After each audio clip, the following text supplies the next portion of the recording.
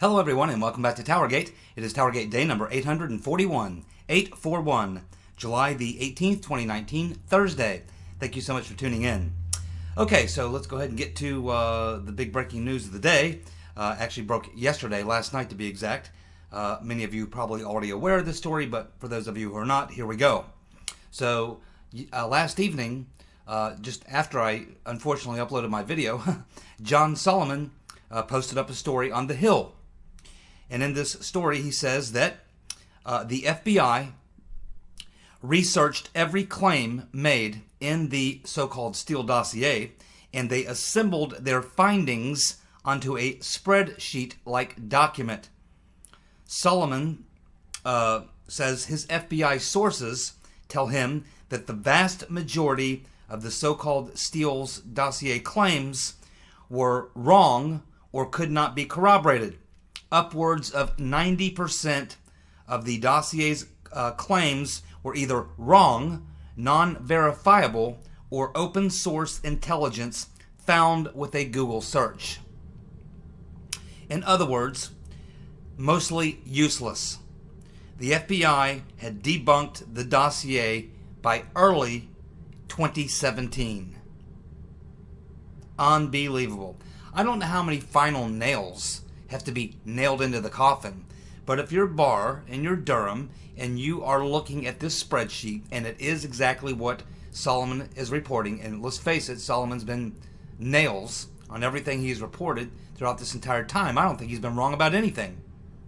His reporting always seems to pan out. He's got some good sources.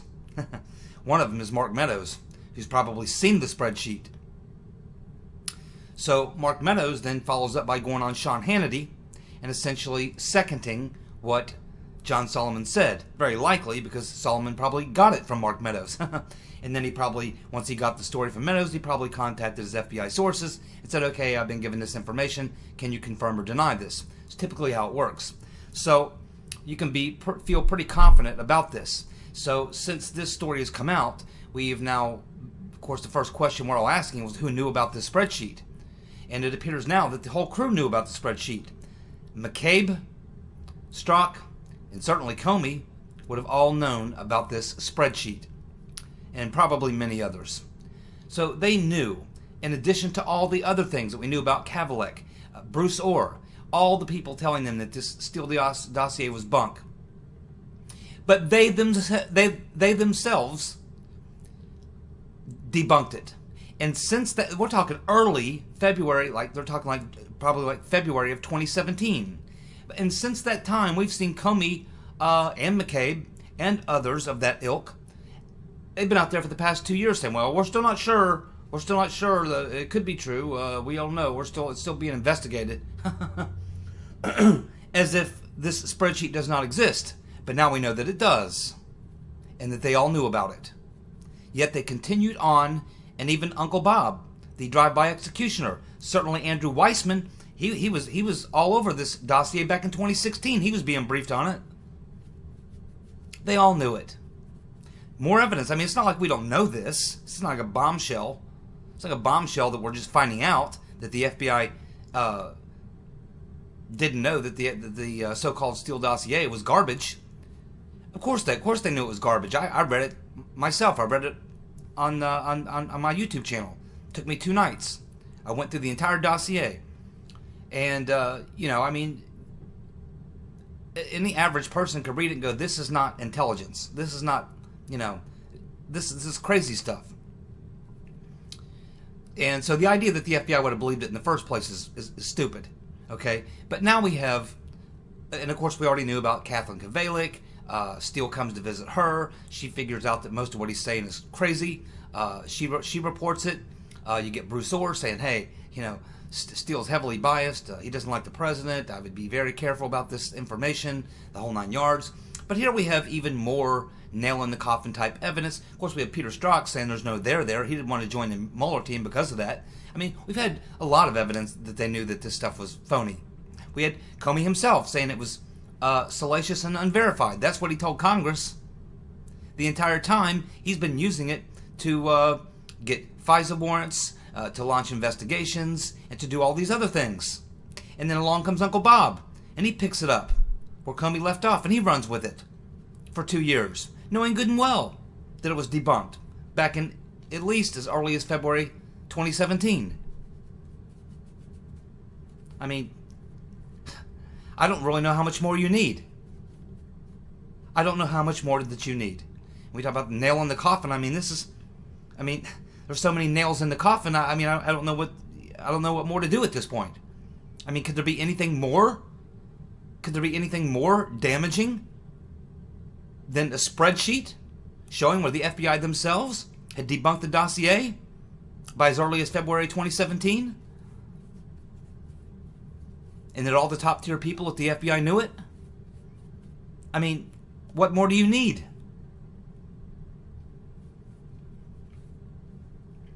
Certainly Barr and Durham have to know this. They've had to have seen these documents. It's just unbelievable. What's unbelievable, the fact that this continues to go on. I mean, you just have to wonder, at some point, when does Barr stand up and just blow the whistle and say, okay, game up, game's over. Game's over. We now, it's like a football game that's 100-0 at halftime. There's no need to come out and play the second half. I mean, it's over. It's over. I mean, this thing's a blowout at this point. Yes, they need to keep investigating. They need to find out. But at this point, they have got, I mean, this alone should be the whistleblower. This would be game over. Okay, game over. We've now figured it out. They all knew. Everybody up there at the top of the FBI knew this was totally bullshit. And they went ahead and ran with it anyway. Oh, that's a big crime. Okay, so let's go ahead and get those indictments going. Let's go ahead and get the grand jury going. Let's bring them in front of the grand jury. I mean, that's all you need. I mean, you blow the whistle and get the grand jury, and you bring them in, and you just start questioning everybody.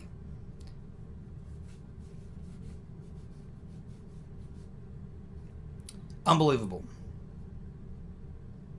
And the thing is that we learned from Mark Meadows on Fox News that this is not something they just recently found out. This is something that Nunes and Gowdy and a couple other members who've had the ability to go over to a SCIF and look at it and have this information, they've known this for quite some time.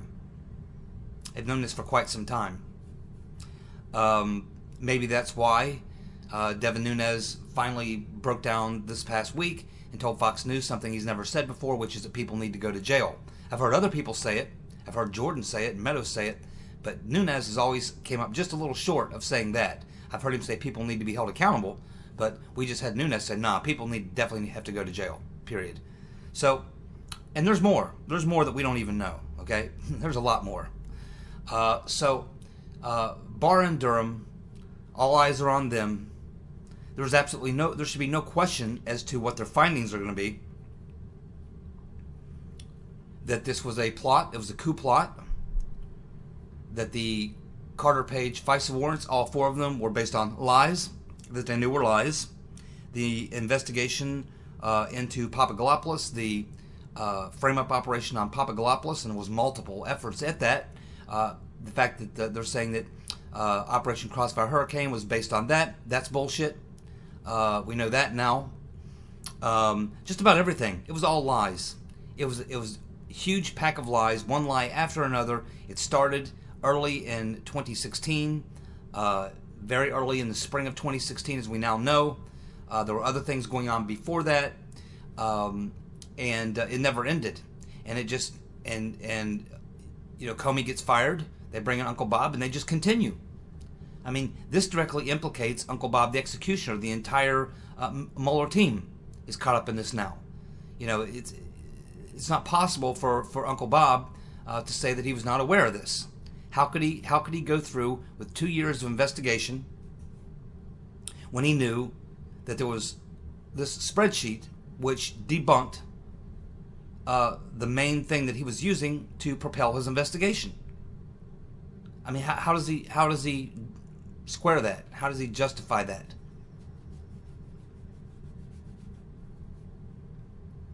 I honestly don't know what is keeping Barr from just blowing the whistle, having a press conference, bringing out Mr. Durham, say we're continuing our investigation. There's so much to investigate. We have impaneled a grand jury. We'll be calling people. We'll be asking them questions. They could be called back again more than once. We're going to go ahead and start the process. This could go on for years as more things are discovered. These people could be called back and face more charges. But the fact is, it's going to take a long time to unwind this, but we need to go ahead and get it out to the public now. And that's the most important thing.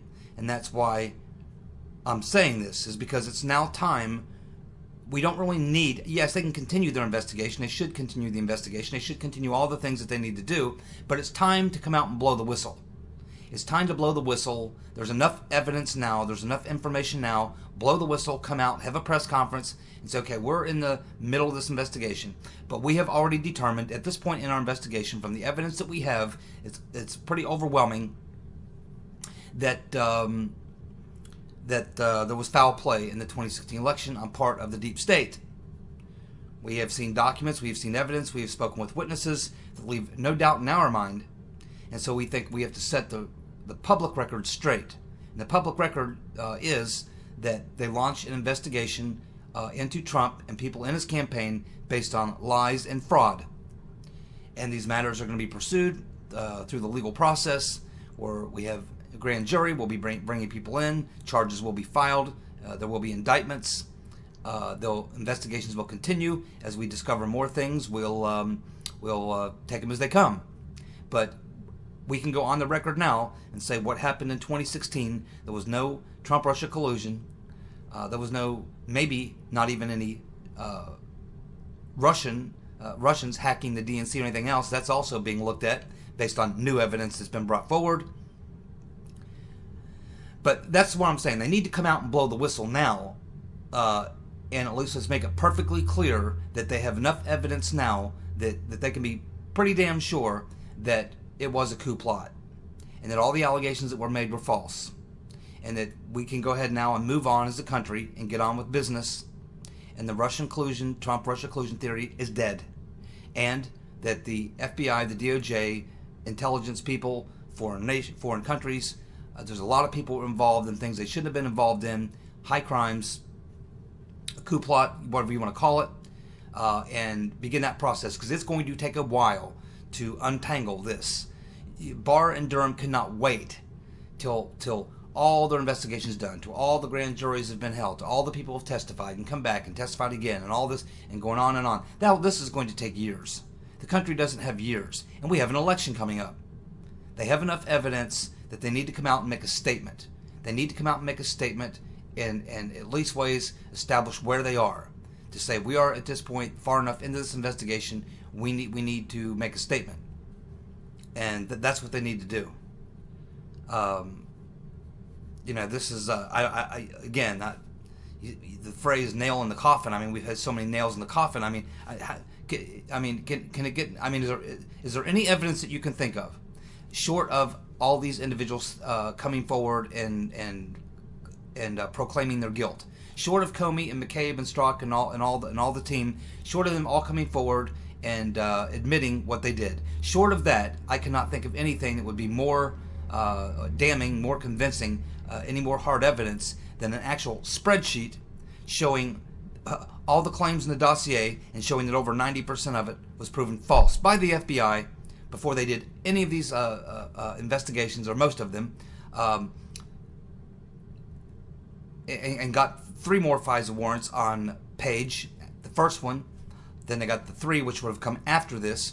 So at this point, I mean, I don't know that you can. I mean, short of confessions, I don't know how much more evidence you can find. A spreadsheet by the FBI, top tier of the FBI, showing that over 90% of the claims made were false, unprovable, can't be corroborated, and just crazy. And they all knew about it. I mean, I don't really know. I don't really. How much more evidence do you need to make the determination of what went on here? Yes, the investigations have to continue, but this has been going on for a very long time. And we do have an election coming up. And the coup is continuing. That's the thing. You got to put the stop to it.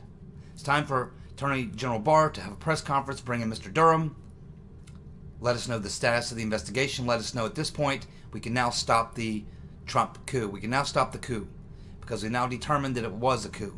and we're blowing the whistle on it. So it has to stop. And that's what needs to happen now. Alrighty, let's go on to the next thing. Mr.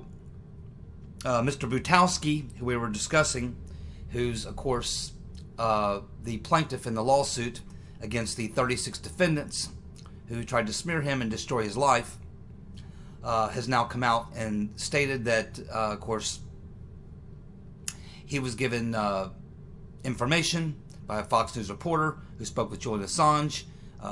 Julian Assange told this reporter, Ratner, that Seth Rich and Aaron Rich were the leakers. Okay, so we talked about that. Now, Mr. Butowski was on the Pete Santilli show, did about a 20-minute interview, which I finished watching a little while ago. So, Butowski is a person, if you watch the interview, he comes off very, very credible. I see nothing there in the entire interview where he appears to be lying. He answers every question he's asked. He doesn't stumble over his words. He doesn't appear to be tripping over his words. He doesn't appear to be making things up. He's very matter of fact in what he says, and he's very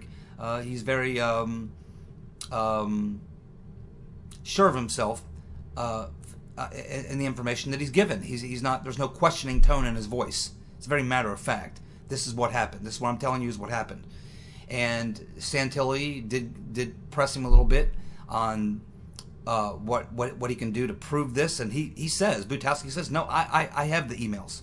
I can prove that this reporter Ratner, I can prove that she told me that Assange told her that Seth and Aaron Rich were the leakers. He has a lot of email evidence. He also feels pretty confident that he can prove the conversations, he can back up the conversations he had with the Rich family, including Aaron, the brother, who apparently, he said throughout this time, especially once they brought in this investigator, Rod Wheeler, you remember him, the black guy, former D.C. Metro cop, they brought him in, and apparently Wheeler would tell Butowski that Aaron Rich was constantly obstructing his ability to conduct the investigation. Wouldn't allow Wheeler to look at Seth Rich's laptop, wouldn't allow him to look at his hard drive, wouldn't allow him to do a lot of things, talk to people. He was blocking people. Aaron Rich was calling people and telling them not to talk to Wheeler, even though they had hired him. Even though Joel and Mary Rich, Seth's parents, had hired Wheeler, Butowski was paying him, but Seth's parents hired him. They made the hiring decision. So they hired the guy to do the private investigation, and Butowski's paying him, but Aaron is constantly obstructing him. And he also says something else that's really bombshell. He says that, and I can't remember exactly the date when this occurred. I don't know if he even gave the date. But Butowski says there was a point in all of this after he got smeared, when he first got smeared the first time around. He said that he actually called the Washington Post, because he said, I had had it at this point. I'd been smeared. It was costing me a lot of money to defend myself, and the only thing I was trying to do was help someone out. He said, and I finally got angry, and I decided I was just going to go ahead and come out with everything, like he's doing now with this civil suit. But prior to that, he says he had gotten angry and decided to come clean with everything that we're learning now. And he says that he actually contacted the Washington Post and spoke to a reporter there at the Washington Post. And the reporter at the Washington Post, which we know is basically the CIA mouthpiece, told Mr. Butowski, he said, wow, that's great, man. That's a great story, and I would love to write this story. He said, the only problem is I really can't write the story unless I get permission from Brad Bauman. Here we have a reporter at the Washington Post telling Butowski that he cannot write the story until he gets permission from Mr. Bauman. And of course, Mr. Bauman's not going to give him permission to write that story. And we, of course, know Mr. Bauman was contracted and paid by the DNC. He is a lawyer who deals in public relations, When Democrats get in trouble, they send in Mr. Bauman as a PR guy to try to rebuild the reputation or keep them from damaging themselves anymore. He handles the media stuff, and he does various other things. And of course, we know what he was doing with the Riches. He was threatening them, telling them that if they came out and disclosed that Seth and Aaron were the leakers, that possibly Aaron could possibly be charged with felonies. And of course, you have the other issue, which many other people have brought up, that and Mr. Butowski also brought up, that the Riches were worried that if Seth's murder was tied to leaking the emails, then of course if Aaron was part of that, then his life might be in danger as well. So they were facing all these issues. But that's remarkable, amazing, that a Washington Post reporter would tell Butowski that he can't do the story.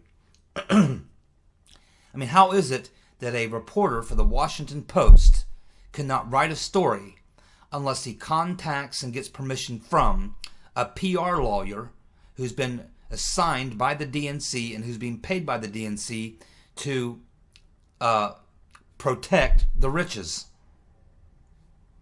Since when does a reporter have to get permission from a PR guy to write a story? That's troubling, and that shows you how the deep state works and how things work in Washington with the Democratic Party and the media. It's absolutely crazy. Absolutely crazy. But, you know, you watch this interview with Butowski, he's very credible, he's very believable, and he said the reason why he's doing this is he's just fed up. You know, they've tried to destroy his life just the same way they did with Papadopoulos and Carter Page and Trump and everyone around them. They've tried to destroy everybody, and they've done the same thing to Mr. Butowski. They've tried to destroy him.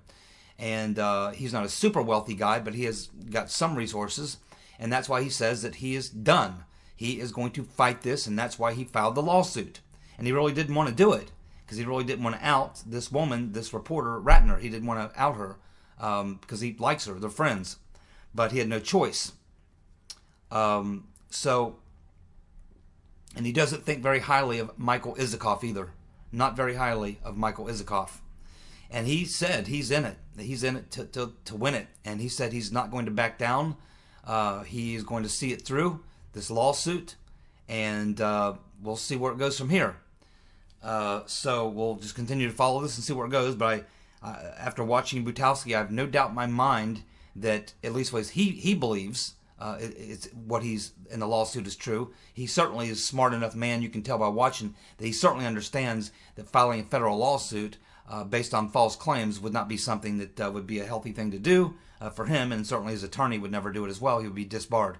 So, you know, I think you know that this is very credible, and I was very surprised again today to see that although CNN did attempt to write a story, but not about this, but another hit job on Butowski and the general theory.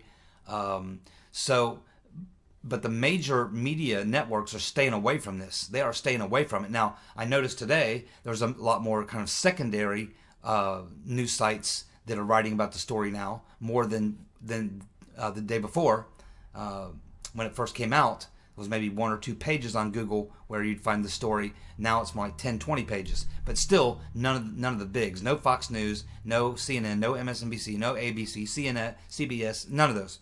None of those major media outlets have even reported on this lawsuit filing, which, you know, is bombshell. It reveals, if it's true, who really did hack the DNC, and it wasn't the Russians. That's a pretty big story if you ask me, but no one is touching it. But I don't see how they can avoid it if, in fact, this case moves forward. At this point, if the judge says, yes, this case is moving forward, and at that point, I don't know how they can not cover the story. And I'll be watching to see if Meadows and Jordan and Nunes and these guys, I mean, certainly they have to be aware of this. And I haven't heard any of them comment on it. So I think maybe they're all a bit skeptical and they're wanting more information. And they're probably like me, understanding that let's see what the judge does. Let's see if he allows the case to move forward. So I think there's a lot of people being very careful, but there's a lot of people that know about this. They're just being very careful. But a lot of people are going to get hurt if this is true. This is going to damage a lot of people.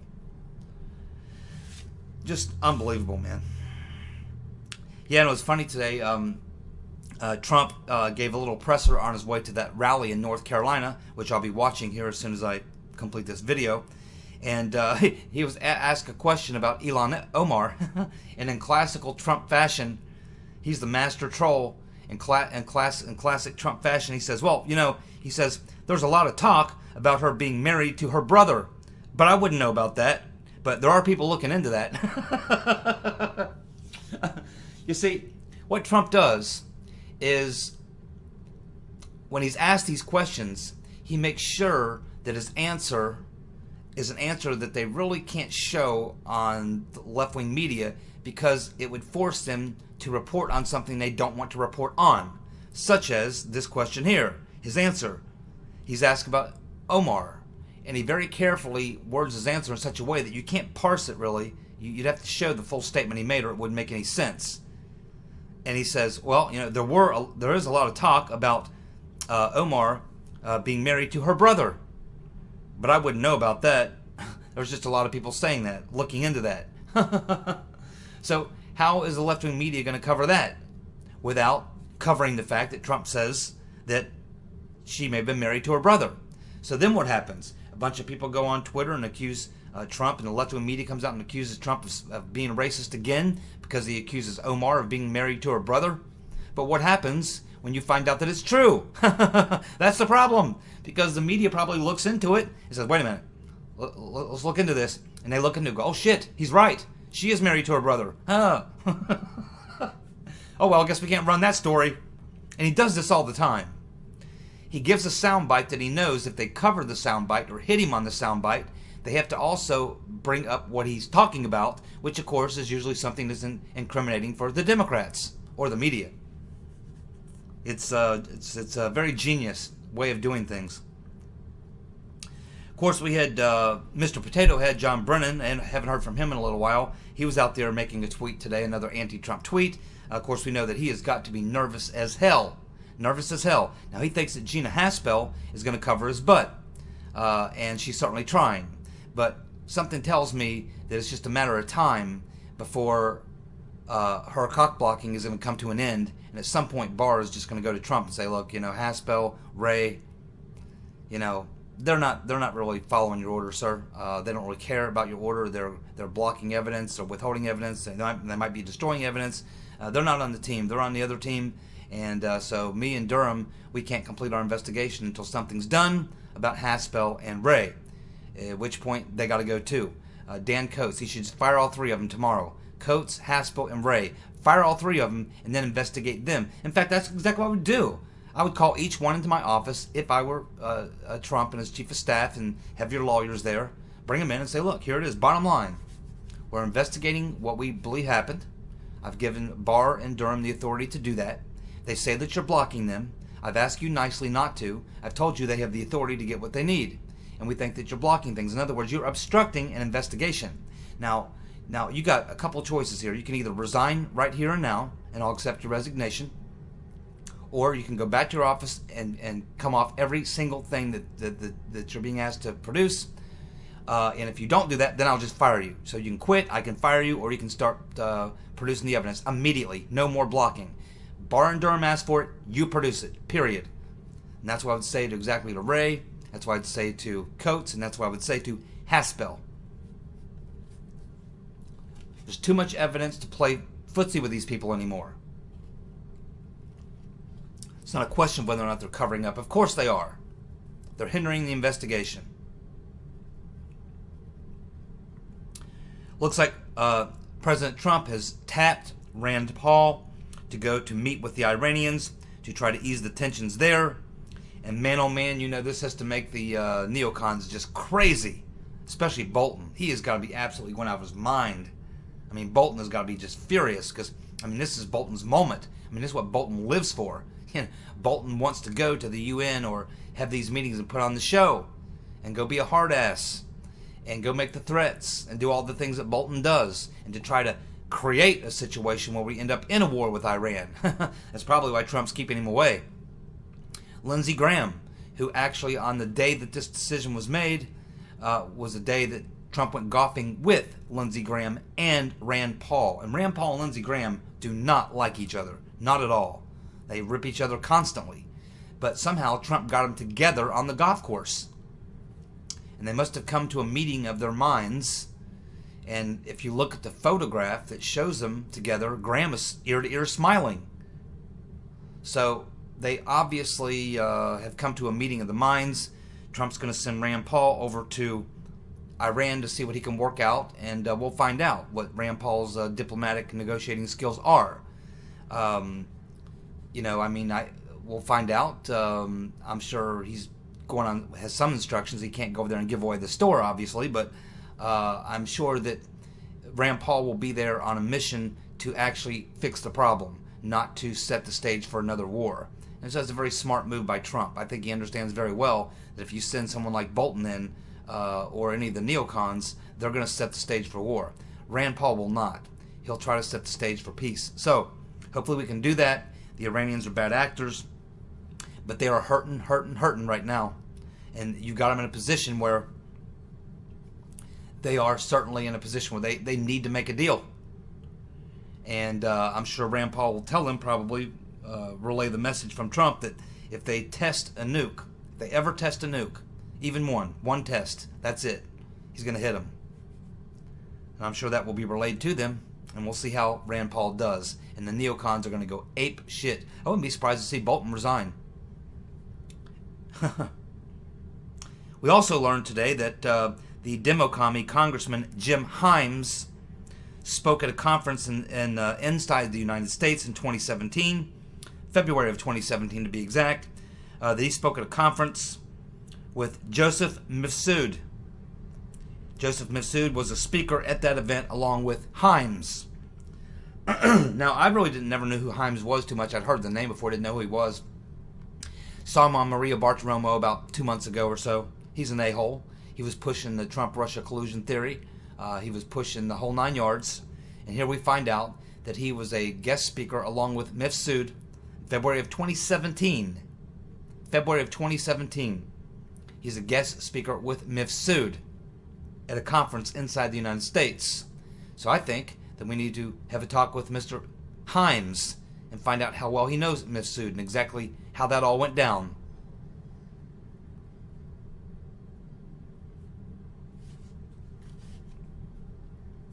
It's being reported that Nazi Pelosi and the wild-eyed commie Ocasio-Cortez are going to be having a meeting.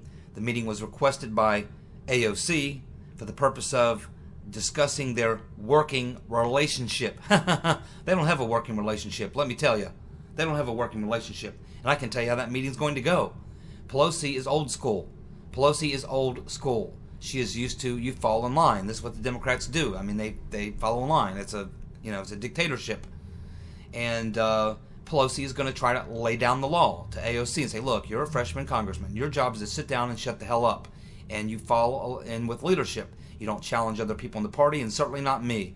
So this is how it works from now on. You keep your mouth shut, and you do as you're told, and you fall in line. And maybe we'll find a place for you in the future.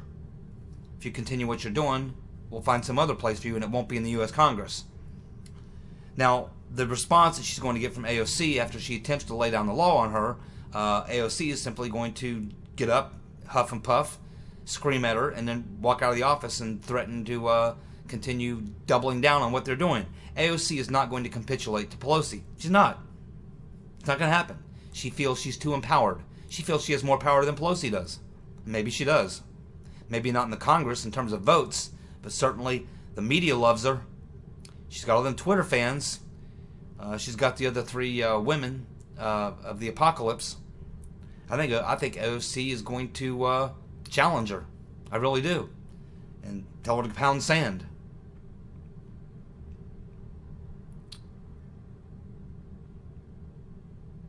And finally, the judge in the Southern District of New York has ended the probe into Trump's campaign finances. He has also ordered the Michael Cohen records to be unsealed. That means the case is basically over. There will be no impeachment there.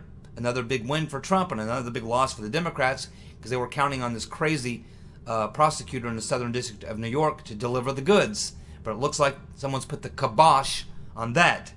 And they have ended that probe into Trump's finances regarding his campaign in the Southern District of New York. Game up. Time for that press conference, Mr. Barr.